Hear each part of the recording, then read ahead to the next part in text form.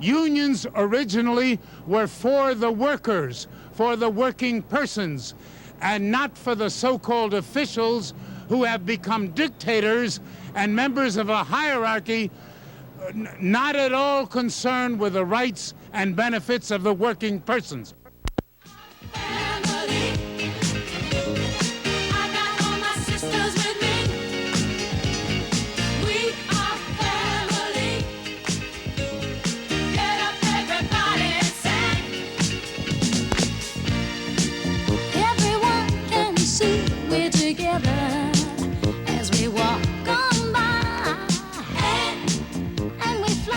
This is San Francisco, home to the largest chapter of the International Union of Hotel and Restaurant Employees. Since hotels and restaurants are the biggest industry here, we culinary workers are the most important segment of the workforce. The bellman who carries your bag at a hotel here is in the same union as the maid who puts sheets on your bed, the cook who prepares your meal, and the bartender who mixes your drink. Our union Local 2 has more members than any other union in the city, and most of our members are minorities or immigrants. At one time, we belonged to 5 separate craft unions. The cooks, maids, waitresses, bartenders, and waiters each had their own union. But we members weren't consulted in 1974 when the International merged us into one large union, Local 2. Many of our members felt they'd lost their voice in the running of the new union and that leadership was unresponsive to their needs. This is the story of what happens when we try to take back control of our union.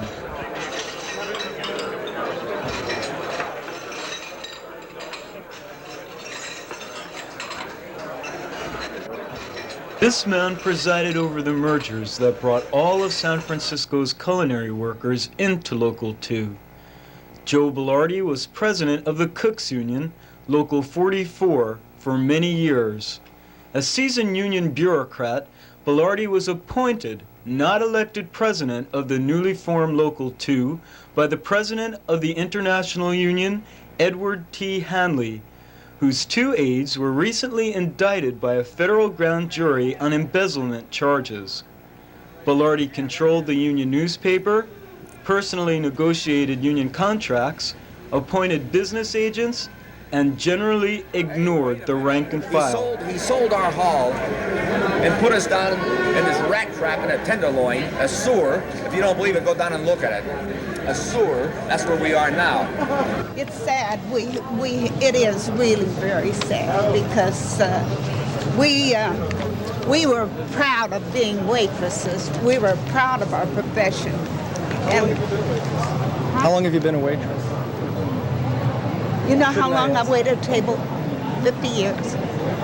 From the time I was 15. And how long have you been in the union? 30 years. I belong to the union 45 years. I belonged to Local 48 first, and then that's when, like he said, they took us in. We didn't have any vote on taking all these members in. We had 8,000 members in the waitresses union. Then we went into the waiters union, which we were under the same contract. That was fine. But all the culinary workers that came in afterwards, we never had any say-so. They just brought them all in. And then, you see, we don't even know we got a union. Don't you take my picture? No, don't. What kind of problems have you been having with the union? What kind of problems have I not been having with the union? You can't vote at a meeting, you're out of order if you say one word that Bardi doesn't agree with. We're not allowed to elect our own business agents or shop stewards. We have no representation whatsoever. Bardi's a dictator and that's it. Since the mergers of the various culinary locals, the first elections took place in April 1978.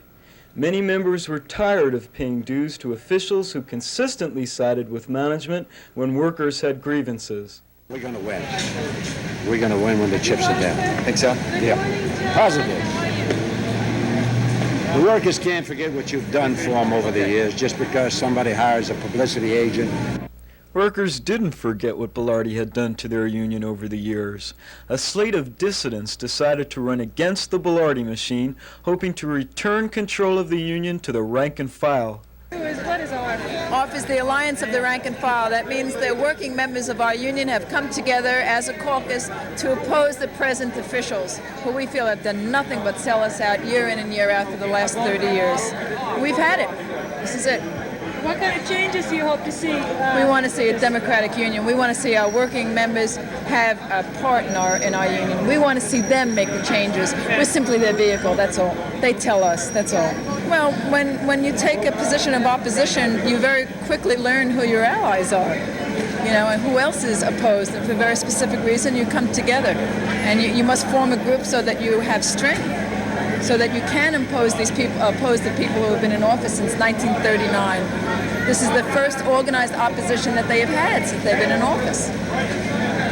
We're workers. We know what the needs of our industry are. I've been a waitress for over 20 years. David McDonald's been a cook for over 20 years, or close to it. Who else knows better than us what our industry needs? And the people that we work with.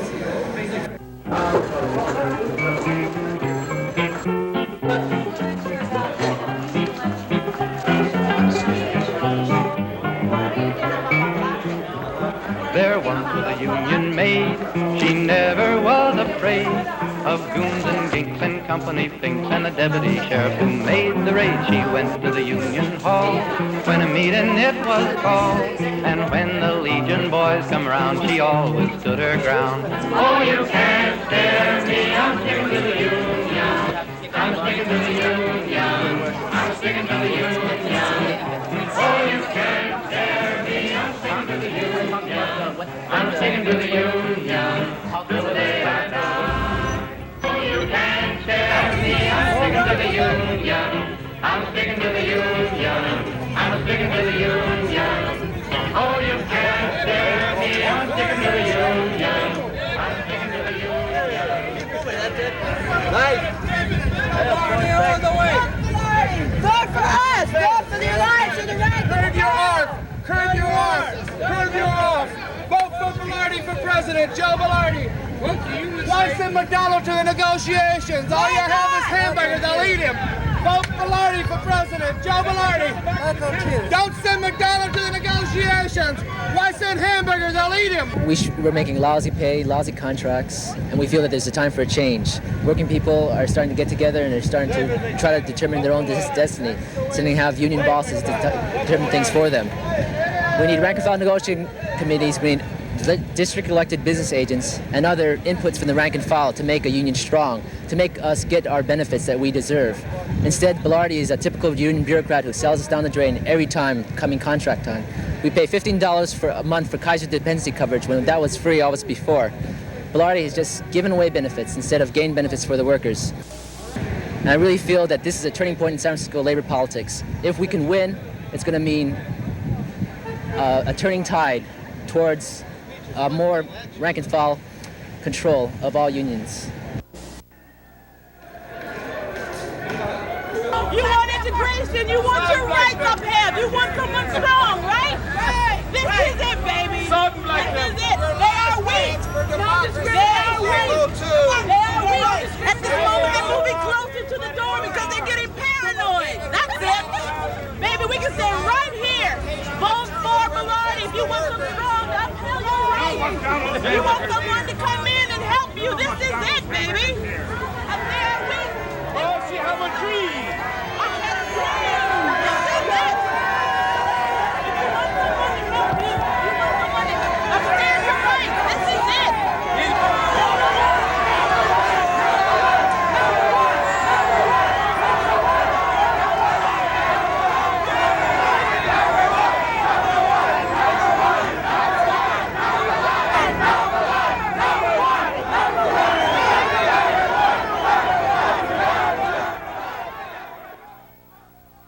The R slate won 3 paid positions and put 6 people on the executive board. ARF candidate David McDonald, a cook at the St. Francis, beat Bardi for the president seat, and Winston Ching, a busboy at Senior Pico's, won the vice presidency. It was not a clean sweep, however. Many of the officials of the Bardi regime remained in office, controlling the 23-member executive board. The changes the rank-and-filers had called for were met with resistance. The platform of the Alliance of Rank and File, which ran the candidates that did get elected, it was a partial victory, by the way. We feel that the program of the Alliance of Rank and File should be fully implemented. It hasn't been. And that we feel McDonald's been lax in terms of that. That, in fact, on certain levels, he's almost broken with the Alliance of Rank and File. A week after he had taken office, he told Pete, speaking to Lamb, and one of our members overheard him, and he said that we run the union. Not ARF. ARF is a bunch of elitists. No, idealists. Forget them, right? And every action he has taken since points that out. He was a worker. I would like to finish. He was a worker, but everybody we have ever talked to who worked with him said he was impossible to work for. He never was democratic. Why do you think McDonald isn't willing to back you up? Isn't willing to, I mean, many of the people here say that McDonald won't fight for the workers. I mean, he brought the trustee. Well, he's too weak. He's weak.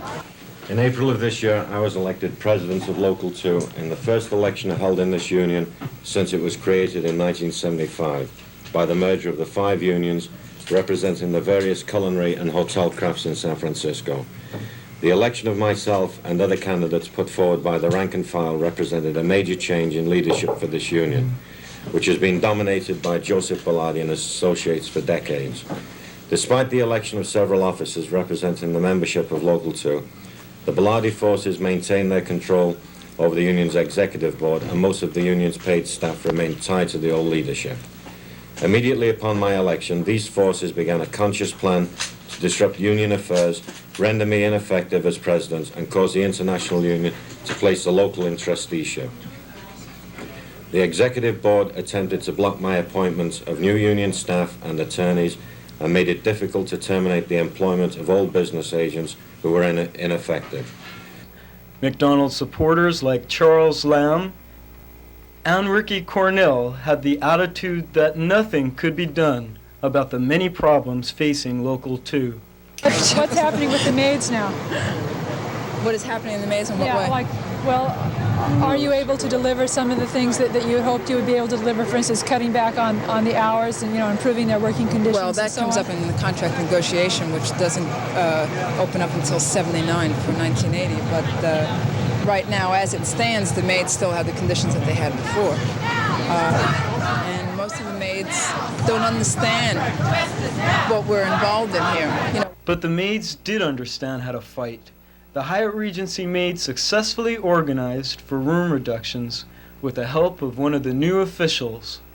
We did what Bardi said was impossible, what he refused to take up, and we won it after these new people got elected. And we today support the St. Francis maids because the maids are...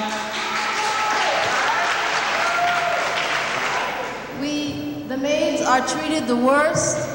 We're paid the least, we work the hardest, we're treated like slaves and animals. Many of us do not take breaks. Many of us, we have a high absenteeism rate, and nobody has ever defended us. Winston Ching came in and supported what we've been doing for years since I've been there, trying to get our rooms reduced. Those same union people who helped the maids then took on Local 2's worst problem. San Francisco's largest restaurant chain was attempting to bust out of their union contract. Well, I've worked for ZIM'S for 3 years. I've worked at this particular ZIM'S for 2 years. I'm very angry. We haven't had a pay raise for 2.5 years, even though this is a union shop legally. There have been 5 price increases in this period of time, and we haven't seen a penny of it. Labor Relations has judged that ZIM'S is bound to the contract, but they refuse to obey it. That's essentially it. We work very hard. We are not making a living wage. That's why we're here, to inform the public. Exactly how will things change if you win in this struggle? If we win in this struggle, hopefully we'll get our regular increases. We'd be able to retain our benefits, our union benefits, which we need badly, our health and welfare. Job protection is absolutely essential, particularly in this line of work, and I just really do not feel that secure working in a situation like this without the protection of our union. ZIM'S has been a union shop since 1948 when it originally opened, and it's just been recently that our employer does not seem too thrilled about the idea of union. Mrs. Zimmerman, union spokesmen have charged that you've never given these employees a raise in 2.5 years while the menu prices have skyrocketed. There's an attempt by your company either subtly or overtly to bust the union. Our increases have been on account of labor. Costs have gone up, and we want to increase the prices for the employees, and also, of course, our food costs have gone up as well as our other expenses. How have labor costs gone up if you haven't given your employees a raise? We're setting aside for them. We'd love to give them a raise if we could. You're setting the money aside, but we cannot do it unilaterally. And I just honestly can't believe that Mr. Zimmerman would do this to us. After all, he built his restaurants on union labor. I've been with them, this is my 16th year, and they've been good to me, but I in turn have done my work. I've been good to them, and I expect a good contract, and that's what we're fighting for, and we'll stay out until we get it, a good one. Ken, Trish, and Peggy, why don't you lead us in? And then you tell them who you're from and what you do, okay? And we'll come in. Every store is out completely so far. Everybody's on strike. Sorry to inconvenience the customers. This has gone on for a long time, and we're ready to walk out. Let's go, Paul. All out! On strike! On strike! All out! On strike! Everybody who is on strike with us, you're going to get $3 an hour if you are on the picket line. Let's go. Everybody's going.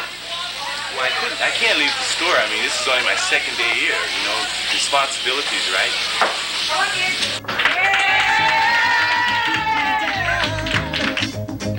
Trying to drive me underground, and they think that they have got the battle won. I say forgive them, Lord, they know not what they've done. 'Cause as sure as the sun will shine, I'm gonna get my share now, what's mine. And then the harder they come, the harder they'll fall, one and all. Ooh, the harder they come, harder they'll fall, one and all. This restaurant right here is probably 70% off. And this is probably our worst restaurant in terms of keeping business out. The other restaurants are about 90% off. And 3 restaurants, we've forced them to totally shut down. What we've done is, like myself, former worker, and the present workers, is really banded together and really fought this for the last 15 months, and it's culminated in this strike, which I feel is one of the most successful strikes, probably in many years in this city. Do you feel that the people who've gotten elected to office have kind of gotten out of I feel the people that got left in, that were elected, are not cooperating. They are not working together. We must have unity, and we're not getting that. The ZIM'S workers are closer together than what the union officials are, right, Michael? We feel like there's a lot of business agents that are still here under the Bardi years that could have been out on these picket lines helping. In fact, we had a ZIM'S workers meeting yesterday, and they kept saying, where are all the business agents? How come they haven't been bringing food around, coffee, bringing picket signs? Hear this all the time. It's because there's only 3 or 4 people that have actually been doing anything from the union. The thing of it is that we haven't had a strong enough union, and we have got to have a stronger union, and not only that, all the other unions, other than culinary, they've got to start sticking together. After 10 weeks of effective picketing, ZIM'S caved in and signed a union contract. The Chronicle called the strike, quote, one of the bitterest and best organized strikes in recent years. At the height of rank-and-file activity, the International was invited in. This local is presently under trusteeship and you are not an officer of this local. Do you have the trustee papers with you? Excuse me, could you identify yourself? Yes, my name is Debbie Anderson, and I'm the special assistant to the trustee, Mr. Cirbella. I was asked to come in here when the trusteeship took place, to come in and work with the trustee. Why don't you come down here right now, Debbie? Because I want to know what's going on in here. We're telling you what's somebody going who is on. not an officer of this local is calling a press conference on union property. I'd like to know what's going on. Well, isn't David an employee of the local running it under the direction of the trustee, No, Mr. he's Cirbella? not running it. Not by a long shot is Who's he running running it? this local. Mr. Cirbella is running the local. Charges and countercharges have been filed against officers, employees, and members of Local 2. Due to the chaos and dissension, charges and countercharges, there is serious question as to the identity of which employees have been appropriately hired and discharged. All of the above matters have rendered Local 2 unable to function in behalf of its members and unable to maintain the democratic processes. Hence, I have been named administrative agent for the purpose of restoring democratic procedures, assuring the performance of collective bargaining agreements, carrying out the legitimate objectives of this local union and the international union, and assuring compliance with the international constitution and applicable federal law.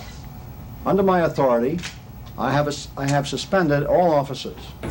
These union officials who have called the International here have betrayed all the principles of trade unionism by denying the rights of the workers to establish their own wages, working conditions, and to determine their own destiny.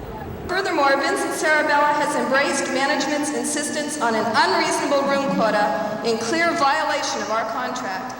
He has convened and communicated with our bosses behind closed doors. And finally, he has denied all the St. Francis workers' union representation on the floor. I have not colluded at all with management. I have been open and above board. I have met with the maids in the St. Francis Hotel at a departmental meeting last week. I talked with the maids at 7:30 the other morning in their cafeteria about their problem. I told them that if they hung rooms on the basis of taking their breaks, that this union would support them 110%. However,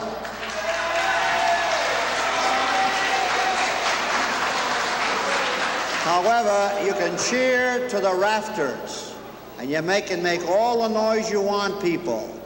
Don't be misled, however, into believing that the noise you make in this hall or the noise that you can make in the hotel is going to translate into victory for you.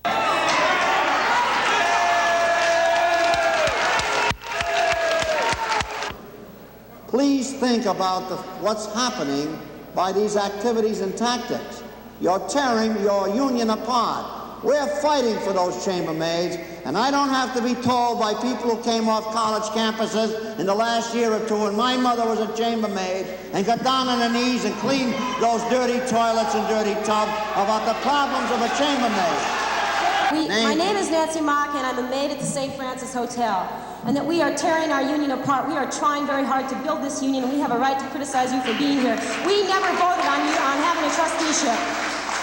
And Bardi, by the way, told us the same thing. Every time we had criticisms for him, we were tearing the union apart. We are building this union. We had an election in April to help build this union. We want rank and file control of this union. We don't need a trustee here, and we don't want you here. I have more to say.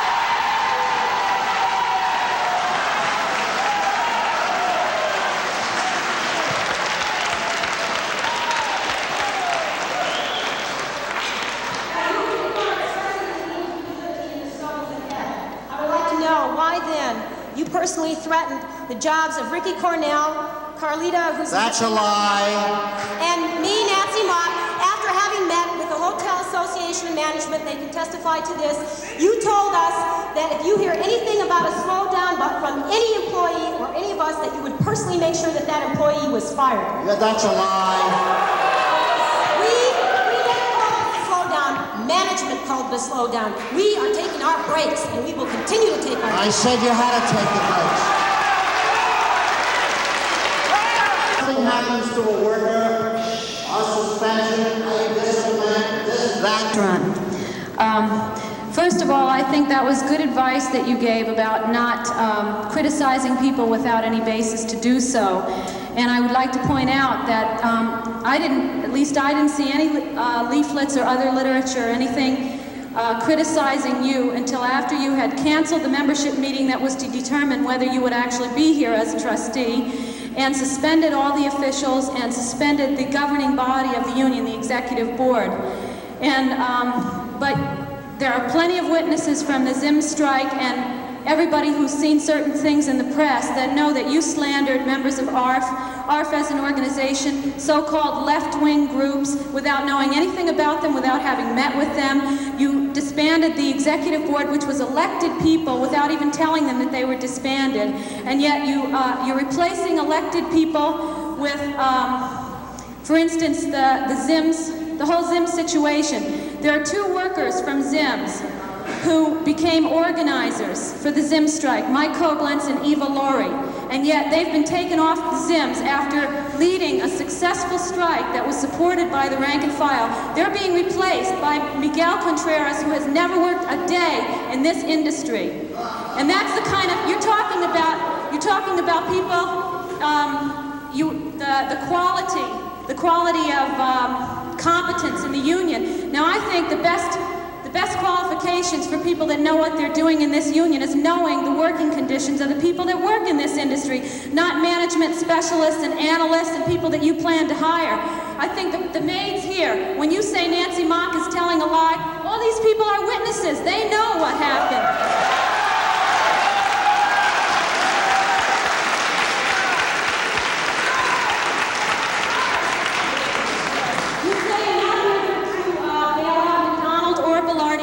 Bail out the rank and file. If that's true, then why are you disbanding and suspending rank and file elected people, elected executive board? Winston Ching, the only elected official who's been fired. And here,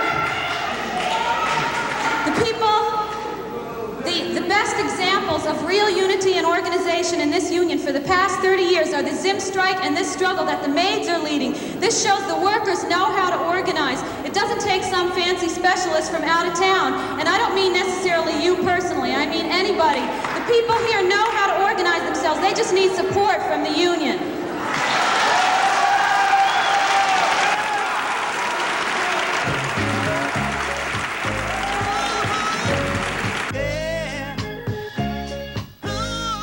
Elect the people whose actions have shown that they are fighters for the rank and file.